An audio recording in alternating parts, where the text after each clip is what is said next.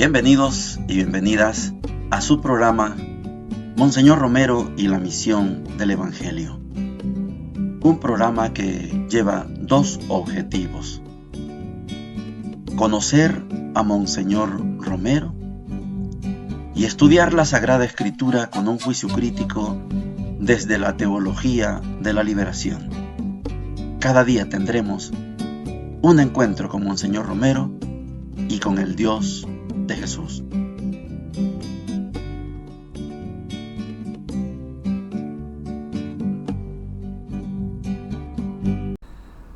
Hola, ¿qué tal? Este es su programa Monseñor Romero y la misión del Evangelio. Estamos en el viernes 21 de noviembre. Estamos en la penúltima semana del tiempo ordinario. Muy pronto comenzaremos un nuevo año litúrgico. Se llama Adviento, el primer momento de este año litúrgico. Y hoy Monseñor Romero va a hacer señalamientos muy fuertes, que yo estoy seguro que los señalamientos tendrán que ver en dos direcciones. Primero, el asesinato del padre Rafael Palacios como un clamor, como un grito de justicia. Y el segundo, la presentación del martirio, del sacrilegio, del asesinato, del crimen del padre Rafael Palacios como una exigencia sacerdotal, justicia y vivencia sacerdotal. Oigamos a Monseñor. Cobrarse en un sacerdote en una forma tan criminal, tan alevosa, tan premeditada.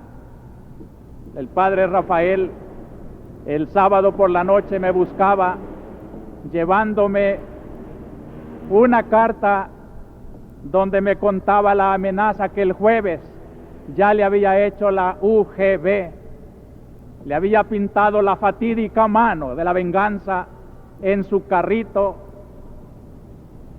Y cuando ayer, mejor dicho antier, el padre Palacios, que estuvo conmigo dirigiendo una reunión de la vicaría de su parroquia, la vicaría de mexicanos, al terminar me decía: hoy que han matado a un militar y yo tengo esa amenaza, algo grave va a pasar en Santa Tecla. Sentía el temor y así fue. Me pareció que era algo exagerado, pero cuando ayer me sorprendía la trágica noticia, pensé qué grave es la situación de nuestra patria. Si es verdad que la muerte del padre Palacios es en venganza de la muerte del día anterior, como se dijo de la muerte del padre Navarro, también como una venganza del secuestro y asesinato del día anterior, ¿en qué se fundan estas venganzas? Por eso, yo creo que esta denuncia de la muerte del padre está clamando justicia, y que aquellos que tienen en sus manos la fuerza de poder controlar estas fuerzas de infierno y de asesinato, tienen que controlarlas. Cuando se quiere, se hace. Recuerdo cuando amenazaba la misma institución fantasma a los padres jesuitas, el presidente de la República hizo un llamamiento a la cordura y se detuvo la amenaza. Luego se puede cuando se quiere. ¿Hasta cuándo vamos a estar soportando estos crímenes sin ninguna reivindicación de justicia? ¿Dónde está la justicia de nuestra patria? ¿Dónde está la Corte de Justicia? ¿Dónde está el honor de nuestra democracia? Si han de morir así las gentes como perros y se quedarán sin investigar las muertes como la del padre Rafael. Yo pido y exijo en nombre de la ciudadanía que se investigue y que se ponga coto a esta espiral creciente de la violencia, siendo así que por lo menos una de las ramas está bajo el control de quienes pueden detenerla. el pecado estructural, instalado, enquistado en nuestra sociedad, ya casi nos ha hecho insensibles. Es tremendo pensar que por el temor de un peligro posible comunista se olvide el pecado ya realidad entre nosotros. Y es necesario que en esta hora en que recogemos una víctima de esas estructuras injustas, reflexionemos la necesidad urgente de estructurar de otra manera la vida de nuestro país. Quienes tienen en sus riendas la dirigencia del país y de las clases poderosas tienen que hacer valer esa fuerza que la represión la hace sentir tan violenta. También, ¿por qué no se usa en refrenar las fuerzas de la derecha que también son estúpidas y violentas? Pobre padre Rafael, has pagado lo que lógicamente esperaba tu ministerio de denuncia, de aclaración a esta situación de nuestra patria, porque Rafael conocía nuestra realidad y la enfocaba desde una luz evangélica que no puede prescindir de iluminar las injusticias, los desórdenes, los atropellos, y esto naturalmente hace levantar la mano soberbia del que peca y no quiere que le digan que está pecando. Quiero concentrar en estas dos palabras esos sentimientos que ha expresado hoy Monseñor Romero.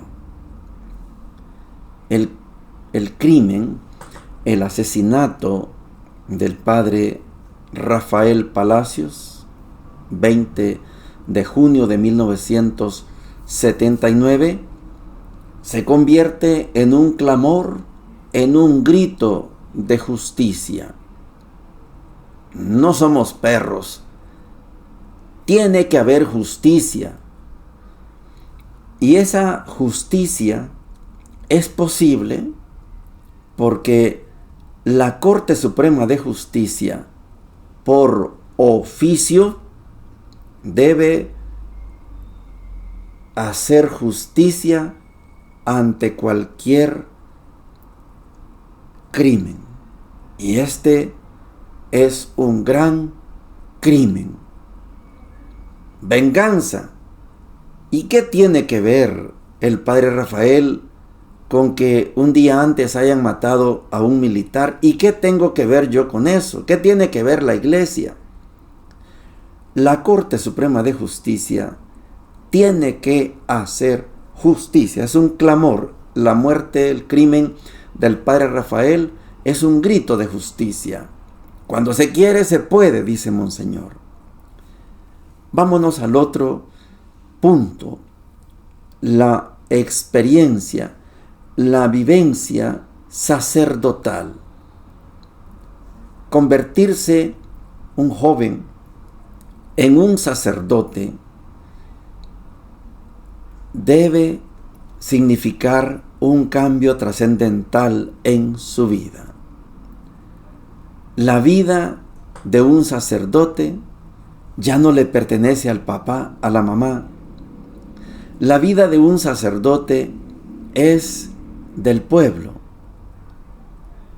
Y esta vida de un sacerdote, como el padre Rafael Palacios, él presentía que podía pasar algo trágico en Santa Tecla y pasó, pero no se detuvo, porque la vida ya no le pertenece al papá, a la mamá. La vida del padre Rafael es del pueblo. Y tomar una decisión de continuar con la vida ordinaria. El padre Rafael Palacios estaba en Mexicanos y venía para Santa Tecla, justo en la 8ª Avenida, ahí, cerquita, llegando a la iglesia del Calvario, ahí sucedió este crimen. La vida de un sacerdote no depende de las amenazas, no cambia por amenazas que provengan de la violencia estructural, de lo que Monseñor ayer llamaba y la sigue llamando hoy violencia estúpida. Cuando el pecado es estructural, es la estructura, yo les decía ayer, la estructura concentrada en tres: el gobierno, la oligarquía y el ejército y las fuerzas de seguridad. Ahí está la estructura. Y cuando el pecado llega a la estructura, se actúa, se comete el pecado y se trata de borrar el pecado. Ese es el pecado estructural. Y el pecado estructural no tiene la última palabra. Jamás. Matan a un sacerdote. Convierten a un sacerdote en un mártir.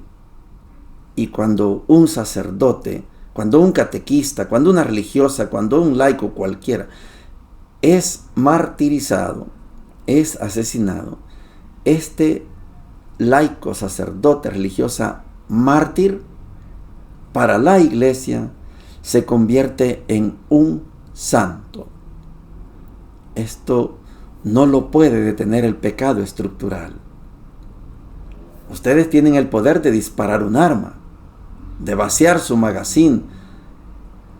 Sí, ustedes tienen ese poder. Pero ningún pecado estructural, ninguna estructura puede evitar que un mártir nuestro en la Santa Iglesia se convierta en un santo. Eso no lo pueden evitar. A Monseñor Romero le atrasaron su proceso 36 años, 38 años, está bien. Pero finalmente llegó, porque ahí no tiene ningún poder la superestructura. La estructura, el pecado estructural no tiene ningún poder.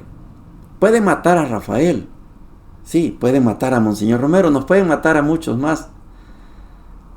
Pero el pecado estructural, la estructura, no tiene el poder de impedir que un mártir nuestro sea un santo. Hasta ahí no llega el poder. Esa violencia estúpida tiene un límite. Solo puede quitarle la vida a un sacerdote. Solo puede quitarle la vida a un laico, a una religiosa. Hasta ahí nomás llega su poder. De ahí para allá, ninguna estructura tiene permiso de impedir ningún proceso.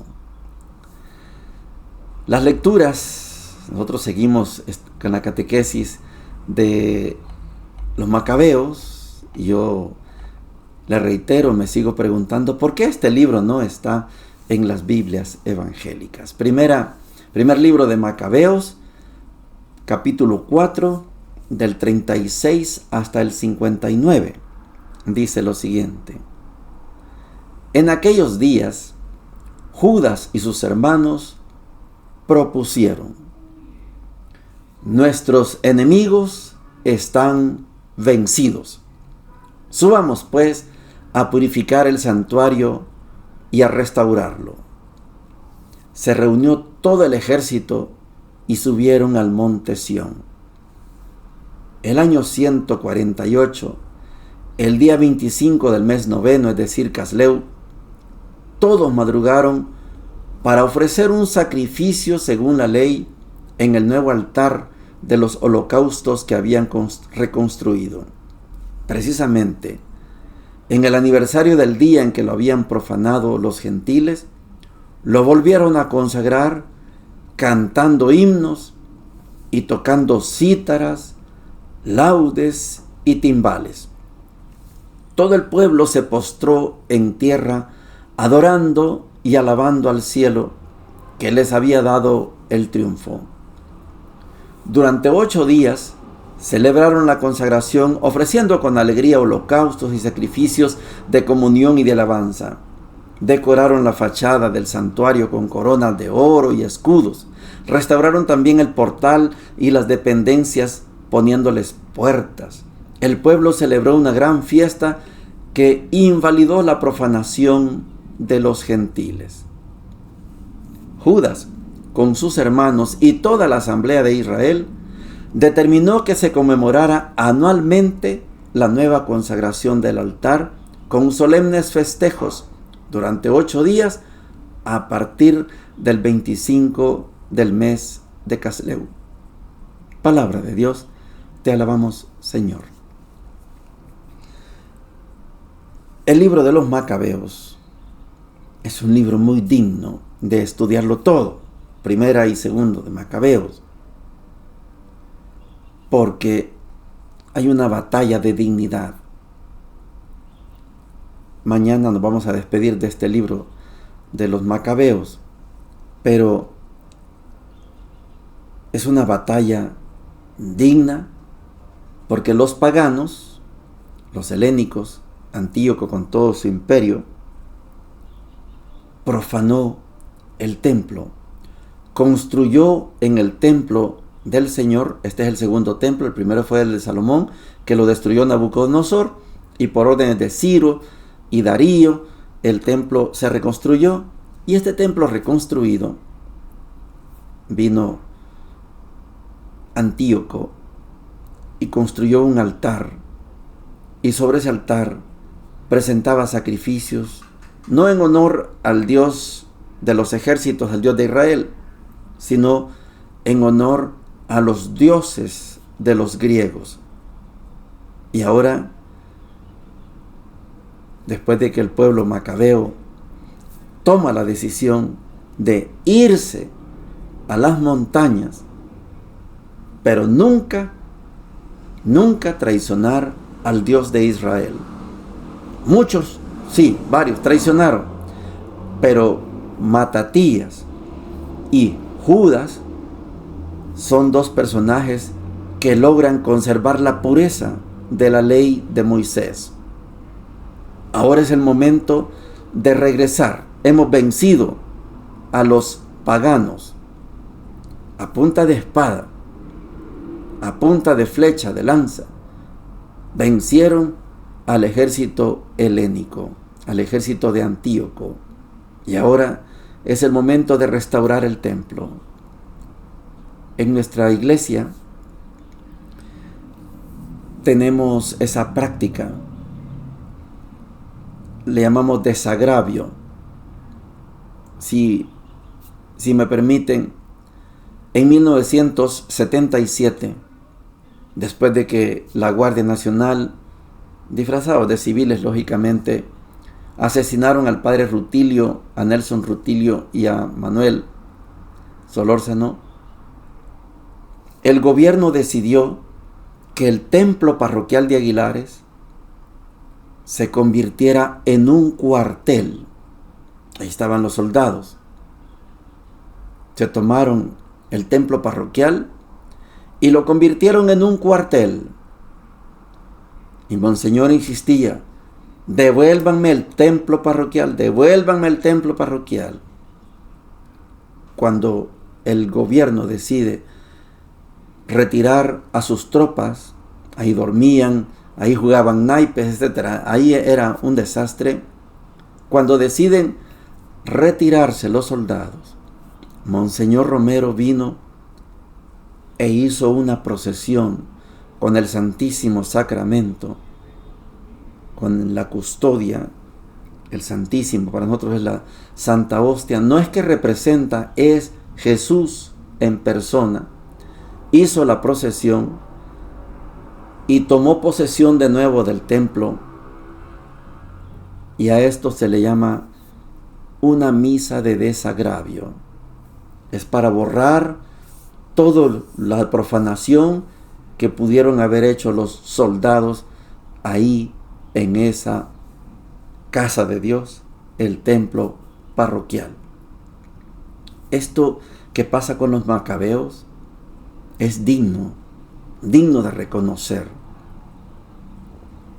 Hemos ganado la guerra A los paganos que querían obligarnos a comer cerdo y adorar una estatua, los hemos derrotado y hoy vamos a tomar posesión y vamos a hacer la restauración y vamos a hacer de nuevo la consagración de nuestro templo, de nuestro segundo templo, y el altar que había construido Antíoco lo derribaron. Y ahora comienza un nuevo tiempo para el pueblo de Israel. Mañana nos vamos a despedir del libro de los Macabeos. Lucas 19, 45 al 48 dice lo siguiente: Jesús, al entrar al templo, se puso a echar a los vendedores diciéndoles: está escrito, mi casa será una casa de oración, pero ustedes la han convertido en una cueva de ladrones. Y diariamente enseñaba en el templo. Los sumos sacerdotes, los escribas y los más importantes del pueblo buscaban la forma de matarlo, pero no sabían cómo hacerlo, porque todo el pueblo lo escuchaba y estaba pendiente de sus palabras. Palabra del Señor. Gloria y honor a ti, Señor Jesús. Cuando llegamos a esta lectura, a mí me gusta explicar algunas cosas que yo entiendo que no deben agradarles a muchos, pero igual me gusta decirlas. Tenemos que remontarnos otra vez hasta el Éxodo. En esta vez, Éxodo 20. Hay que vernos al pie del monte Sinaí, cuando Moisés, en representación del pueblo y en representación de Dios, baja con esas tablas conteniendo los 10 mandamientos. Esos 10 mandamientos son el pacto, el sello entre el pueblo y Dios. Ustedes serán mi pueblo, yo seré su Dios. Para que ustedes sean mi pueblo, yo solo les pido que cumplan estos 10 mandamientos. Si ustedes cumplen estos mandamientos, son mi pueblo. Si no los cumplen, no son mi pueblo. Pasa el tiempo y la promesa de ser pueblo de Dios se consolida cuando David es rey. David tiene el mérito de haber unificado las 12 tribus que venían dispersas desde Egipto,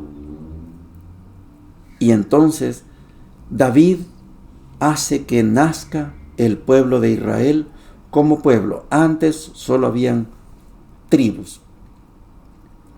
Claro que David, como rey, tiene todos los derechos, incluso quitarle la mujer a su mejor soldado Urías. Es rey. Los que son reyes tienen todos los derechos.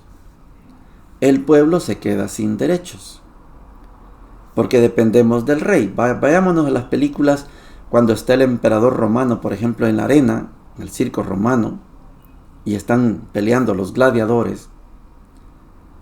Ya uno de los gladiadores está en el suelo y el vencedor tiene la espada o la lanza en la mano y voltea a ver al rey. Si el rey pone su mano con su dedo pulgar hacia arriba, el gladiador vencido vive. Si el dedo lo pone hacia abajo, el gladiador vencido muere. El rey tiene todos los poderes. El pueblo no tiene poder. David tiene todo el poder, construye un gran palacio para él, porque ese es su derecho. Y David piensa, yo vivo en un gran palacio y Dios está en una tienda. le voy a construir un templo. Dios le dice, no eres tú el que va a hacer el templo. Detengámonos aquí porque yo quiero que comprendamos esta figura del templo a partir de esta experiencia de David. David es rey y él tiene un gran palacio. Y David cree que Dios debe tener también un gran palacio. Dios le dice, no eres tú. Y ciertamente el templo lo va a construir Salomón. Y aquí hay un cambio en la concepción de Dios. Yo, rey, tengo un palacio. Entonces Dios también debe tener un palacio que se llama templo. Y aquí se perdió la concepción cuando Salomón construye el templo, majestuoso templo, bonito templo. Se perdió la concepción del Dios con el pueblo. Cuando hacemos un recorrido desde Moisés hasta el rey David, Dios siempre estuvo en tienda de campaña, porque Dios está con el pueblo. Cuando le hacen un templo, Dios ya no está con el pueblo. Esto es delicado. Esto que les estoy diciendo es delicado. Porque hacerle un templo a Dios significa verlo como un rey. Y entonces el rey tiene todos los poderes y el pueblo no tiene ningún poder. Esta concepción nos pesa hasta hoy. Porque muchos, en este caso de nuestra iglesia y de todas las iglesias cristianas estoy hablando, muchas veces se entiende a Dios como un rey y ese rey tiene todos los poderes y yo no tengo ningún poder. Pero si yo entiendo a Dios con su, no en templo, sino con su tienda de campaña, entonces Dios está en medio del pueblo. Y al estar en medio del pueblo, todas tenemos poder. Dios es nuestro compañero, no es mi rey. Esto es una concepción delicada. Cuando usted lea, ya vamos a llegar al tiempo de la Navidad, y vamos a leer el Evangelio de Juan, y vamos a decir, y Dios puso su tienda entre nosotros. Esto rompe toda lógica de templo. Y Dios puso su tienda entre nosotros. Cuando los guaraguao cantan esa hermosa canción, Cristo al servicio de quién, lo tienen encarcelado en palacios de marfil, pisos de puro mármol, de pura madera el techo, templos que no se parecen a las casas de mi pueblo. Esta concepción de Dios en un templo contradice el Evangelio de Juan, contradice la historia de liberación que vivieron desde Moisés hasta el rey David, porque Dios caminaba con su pueblo. Cuando entendemos que Dios está en un templo, Dios no camina con su pueblo. No estoy diciendo que no tengamos templo, solo estoy explicando lo que significa una concepción de un Dios en un templo con la concepción de un Dios en medio del pueblo. Y como yo soy teología de la liberación, yo soy teólogo de la liberación, por eso les decía, qué bonito cuando las comunidades se liberan de ese concepto de Dios en el templo y se traen a Dios a la comunidad. Esto es liberación. Porque cuando Dios está en el templo, en la gran catedral, en la gran basílica de San Pedro, Entonces Dios es rey y yo no tengo derechos. Todos los derechos los tiene Dios. Yo soy súbdito de ese rey y me inclino porque Él es mi rey. Pero si es mi compañero, yo lo abrazo.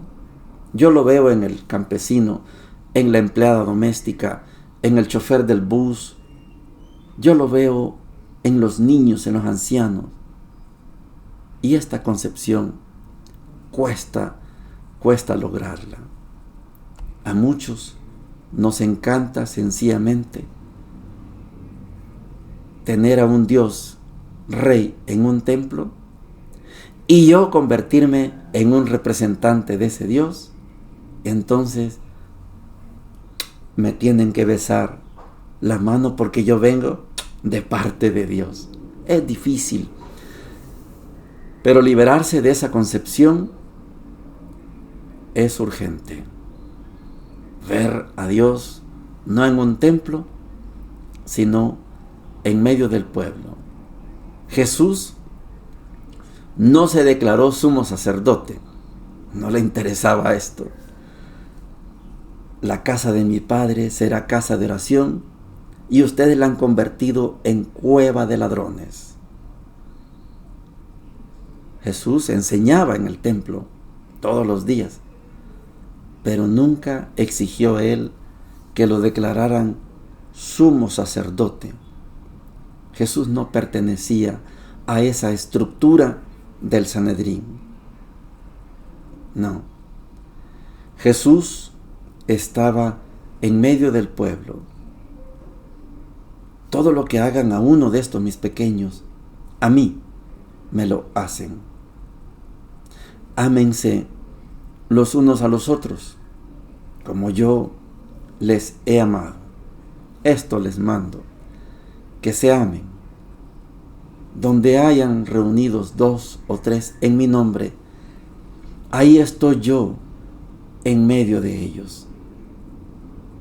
Pero si entendemos que Dios está en el templo, ponemos un rotulito: silencio, estamos en la casa de Dios. Y las muchachas tienen que ir bien cubiertas porque estamos en la casa de Dios. Y cuando van a la playa van en tanga. No, Dios está en todas partes. Cuesta hacer ese cambio de concepción, pero aunque sea poquito a poco, hay que hacerlo. No es que Dios no esté en el templo. No, Dios está. Allá está el sagrario. Ahí está Jesús. Pero no solo está ahí. También está en medio de su pueblo. No lo dejemos solo en el templo. Silencio. Estamos en la casa de Dios. Llora un niño, saquen ese niño. Entonces la señora dice: mejor no voy a misa. El niño llora. El niño corretea por todos lados. Sí, son niños. Pero Dios está en todas partes. Y en la discoteca también. Sí, también. También está. Y en los negocios también. Dios no tiene límites. Cuando Dios acompaña al pueblo, como lo vivió Monseñor Romero, como lo explica hoy con el asesinato del padre Rafael Palacios, Dios está ahí, con el caído, con el sufrido, con el que llora.